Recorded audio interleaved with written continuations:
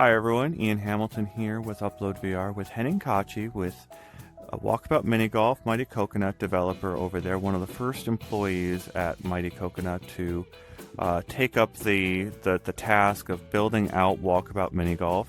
And now we are in Viva Las Elvis, their latest course to release. I think it's course number 31. The first 5 courses were Lucas by himself, the first 4, and then Edward joined on Original Gothic, and then I joined on afterward for Devastation and Bogies. Technically worked on Bogies first, although that was released later. So yeah, when I joined up, it was only 3 people.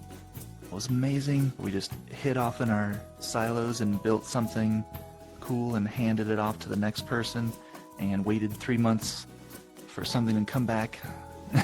Say, oh, that's awesome, let's make a full course out of this. But of course we were building 1 course every 9 months or so. VR was pretty much new to me at that point. Like I didn't like VR games, I didn't play games, I didn't own a headset, I didn't see the potential of VR yet. And you were in COVID lockdown, right? That's right. At that time it was October 2020, and I was just finishing up a Netflix movie, and Lucas tapped me on the shoulder to come over and do fox hunts, was the original ask. But then I got in, he showed me Seagull Stacks, and I was like, man, I want to build these places. Is that cool? I want to actually build the world. So I'll do the fox hunts as well. How did you decide to do Elvis and Las Vegas together? I had this idea for a Vegas course set at Rat Pack era, Sinatra, Sammy Davis, and I thought that would stand alone. I had all these ideas for the casino games, making good golf holes, and the setting seemed really cool too, like the 70s era, height of Vegas cool. But it wasn't an easy sell for the entire team, and we thought maybe there's not quite enough there. Elvis came along. We're always kind of wondering about what IPs we could do, and we got our person dedicated to reaching out to people, Michelle and David, to tap on shoulders and see if they would want to work with us. And Elvis came up in the basket of possible IPs, and we thought, oh, I can do my Vegas course if we combine it with Elvis. And it worked out well, I think. I wanted the neons, I wanted the tacky casino, that visual overload, and that aesthetic kind of, if you look into Elvis's life, that kind of matches. He's got his own aesthetic to him as well. And it's not subtle, no shade, but it's not like the height of simplistic or modern. What hole are we at here, and which direction is the walkabout path here? I'm turned around already here. I am slowly inching along it. So yeah, we just passed the Baccarat table, which was one directly from the casino design holes. We're coming to a roulette soon. I wanted at least I wanted 4 holes based on the suits of the cards. I ended up just getting this one. So this is hole 3 in the King's Club VIP lounge. And oh my gosh, look at these Elvis cards. What a cool. Zach, our graphic designer, is tasked with coming up with whatever graphics we need, and we knew we wanted the 4 kings as playing cards, and look what he did. He knocked us out of the park. I love these things. I want the whole deck now. It's really fun to think about leaning into Labyrinth. You're speaking to a specific fandom, right? That already exists out there, that knows that property inside and out, and then they actually get to go on the whole Labyrinth themselves in the maze. Elvis, that's a different type of fandom, I guess, to be talking about with Elvis, and all these icons of Elvis all the way around you is such a different thing. To imagine how this represents someone's love of Elvis. Is it? Did you run this by a lot of Elvis fans before you actually got it out there? We had a partnership with the brand group who is looking after Elvis's image and representation. In terms of an IP partner, those guys were on board pretty much with everything, and we barely had to touch anything. So we got the proper level of respect to Elvis from the beginning, it looked like.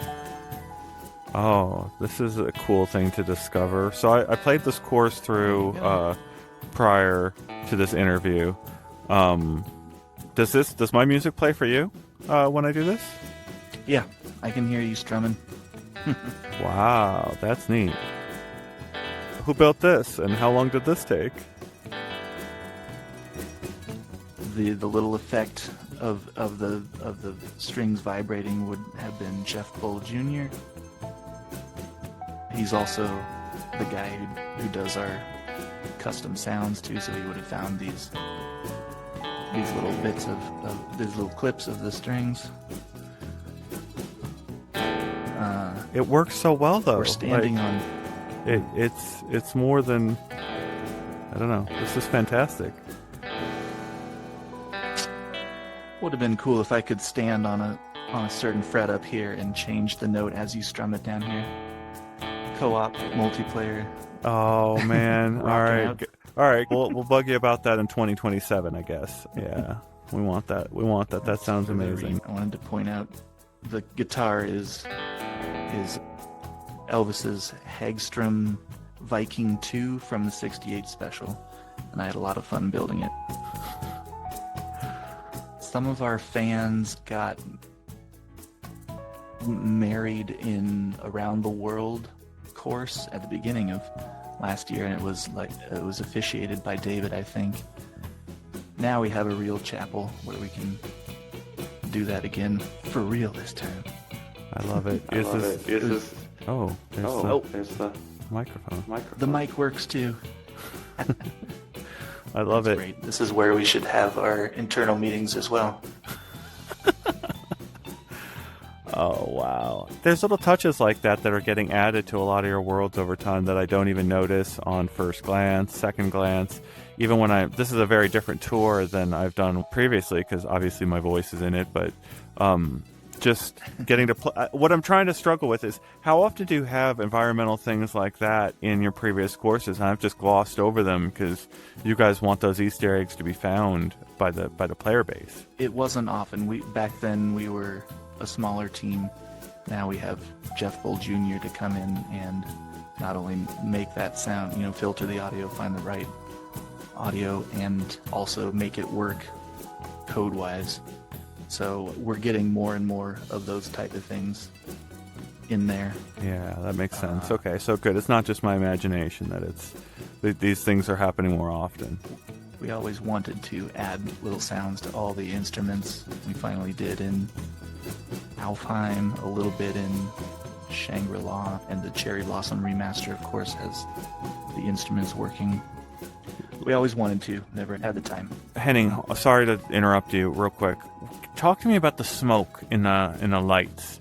That okay. Yeah, that has a very. I didn't notice it on previous playthroughs, and now that you're having me look at the architecture and really take it in, I'm noticing this subtle little effect that is pretty powerful. So, who made this, and what am I looking at here? I'm pretty sure that would have been Jeff Bull Jr. again, or it could have been Chase or Ryan, the three guys kind of charged with making effects and little details like that are not model specific, but lighting effects, particles, bubbles, water, cascading water, waterfalls, the flow of water, and smoke. I think you might have seen this before in Arctic Layer, when we had ice rays giving off a little fog.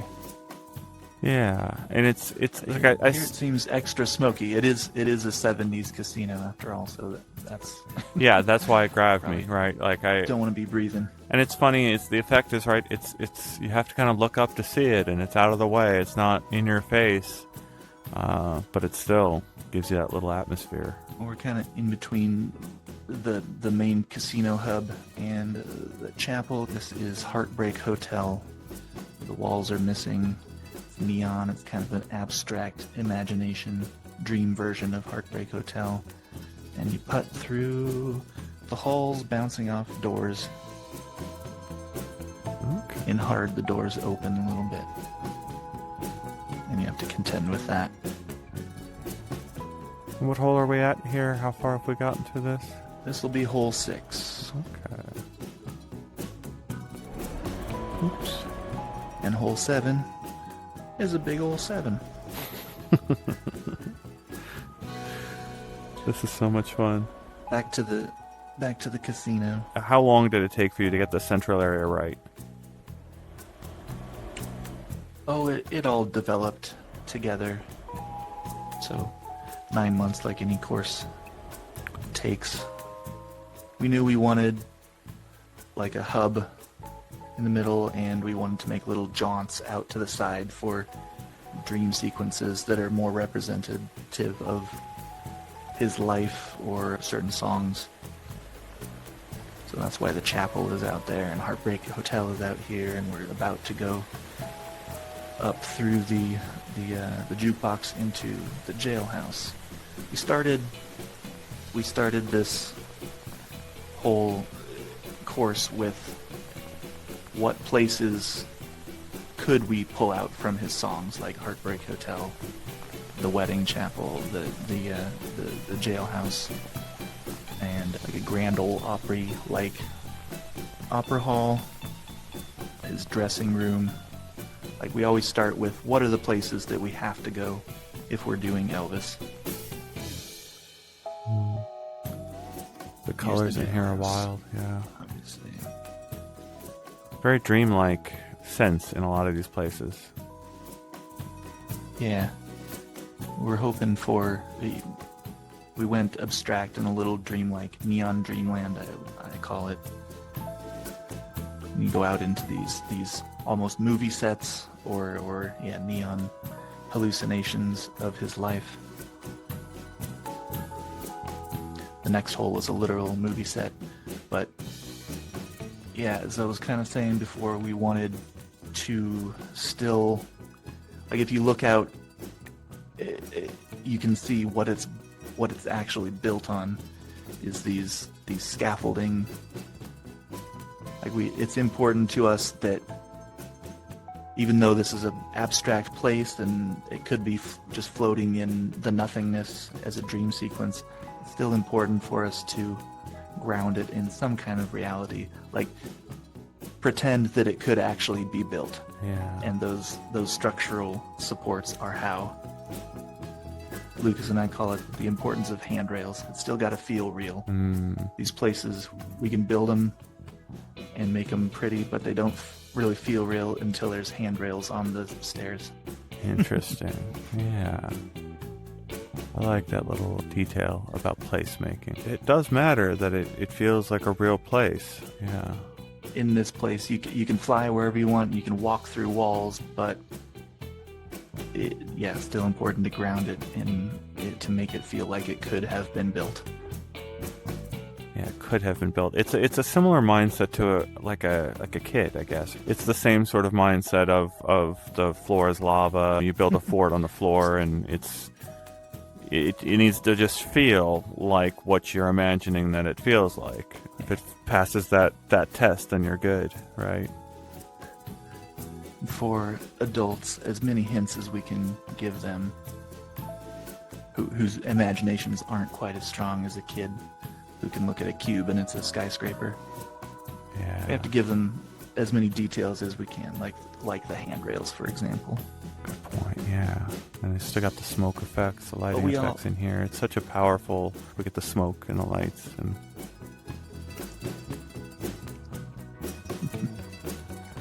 Coming through the hallway into his dressing room now. Festooned with all his most famous outfits. Roadie gear. Gosh, these look good. Look at these rhinestones. amazing. Emma built these suits based on his life.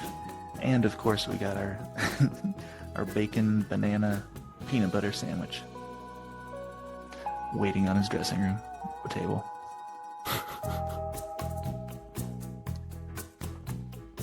This is hole 11. Going into hole 12 now. And you should feel as you walk out the curtains onto this stage like you're larger than life. Looking out on these tiny little lounge seats down here and the balcony up here. Of course you can see the scale now. I'm huge compared to them, but yeah, we wanted the effect of standing out on that stage and feeling as big as Elvis giving a show. That's cool. Putting into the rafters. It's not any particular concert hall, but meant to be evocative of a show you might see in Vegas in the 70s. Yeah, looking out the back here, definitely get that vibe of walking out of a club.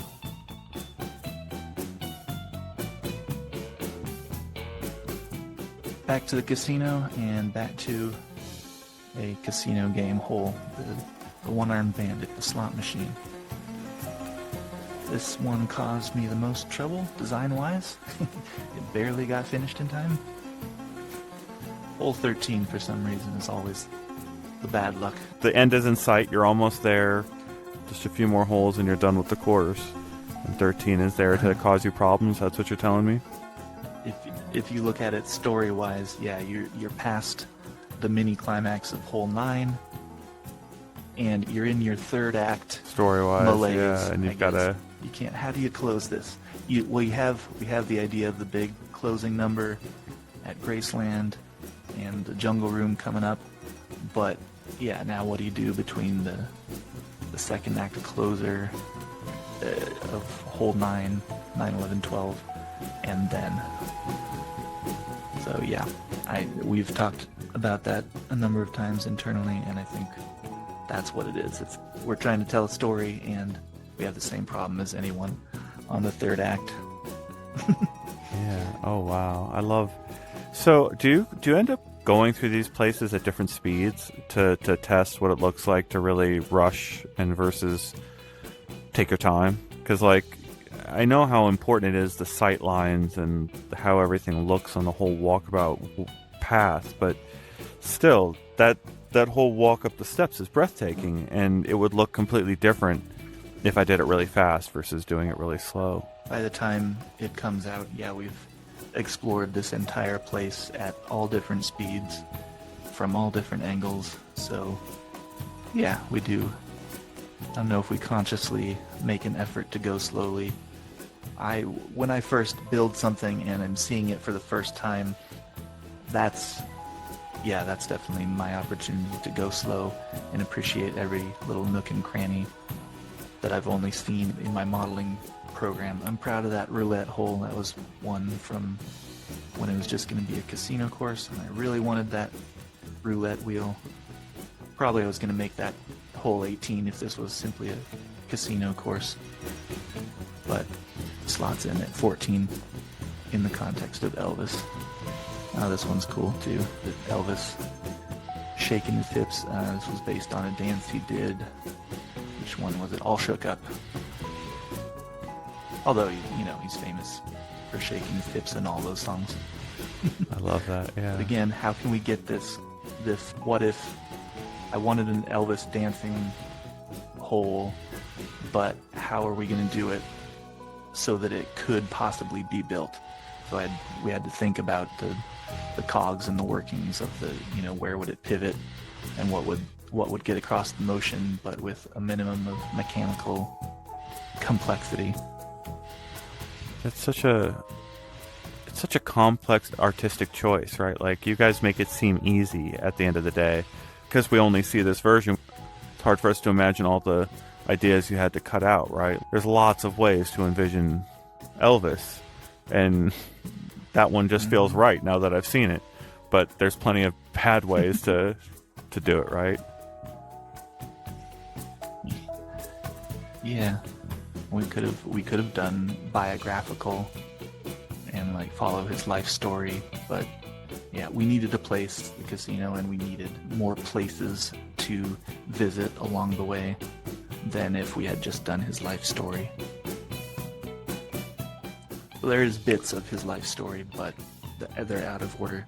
This whole 16, the pool was just based, for example, on me and Lucas found the Viva Las Vegas trailer and saw this cool platform diving board and knew that we had to have it in here. This was a part of, it was so important to the Viva Las Vegas movie that it was in the trailer, so we figured that would be important enough to include. He also had a home swimming pool at Graceland too that was shaped sort of like this kidney bean shape. So, biographical and discography-wise, the pool belongs here, and it's one of my favorite holes. The green here is just so lush. This is beautiful. Here is, in case you didn't know, Elvis has a room dedicated to jamming and just hanging out called the Jungle Room in Graceland. He also recorded some things there.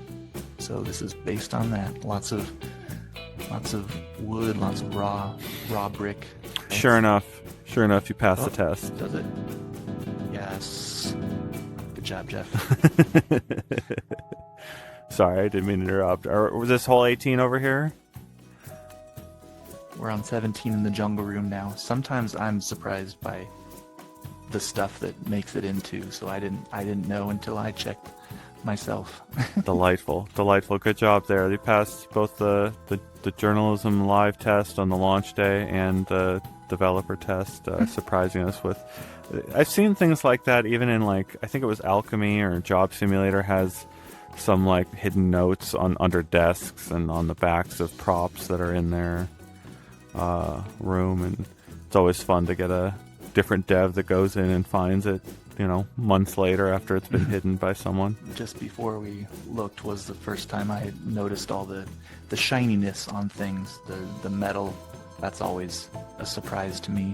Yeah. And the lighting guys, Tony, Chase, Jeff, and Ryan come through and make all the metal that should be, make it shiny, make all the effects finally. I just see it matte colored for a long time. We don't have a ball right here, so we can't demonstrate this, but I did see it with David Wyatt on a previous playthrough that this plays as you hit your ball up. Can I play? It doesn't work that way? No. Not with the golf putter. All right. Just the ball. Well, I have dreams for the future for some of your secret updates. I like it when you drop these updates and don't have any release notes. It's just suddenly there. It. Yeah. We'll keep going back and adding stuff that should have been there from the beginning. I love it. Well, thank you for the time. That's Henning Koczy giving me the tour. One of the first people outside of Lucas Martel, the founder of the company, to jump onto the Walkabout Mini Golf project. Has worked with Mighty Coconut over the years on various animation projects, and then has dived very deep into placemaking and Walkabout Mini Golf. So thank you for the tour. You can check this out on any platform, including iOS as well, right? This would be Course 31, Viva Las Elvis, and check out all the courses that the creators at Walkabout Mini Golf have given us a breakdown of, and Henning just gave us a different sort of look inside Walkabout Mini Golf as he responded to all my questions here, giving me a tour from getting out of my car in Las Vegas all the way to Graceland here. Putting up an abstract keyboard into Graceland, send off to the legacy of Elvis, we hope. That's very symbolic and a difficult challenge to do, right? You're imagining a person as a place, or the memory of a person as a place. A very difficult thing to do. Exactly right. Yeah. That's this whole course. All right. Well, thank you, and we'll see you next time.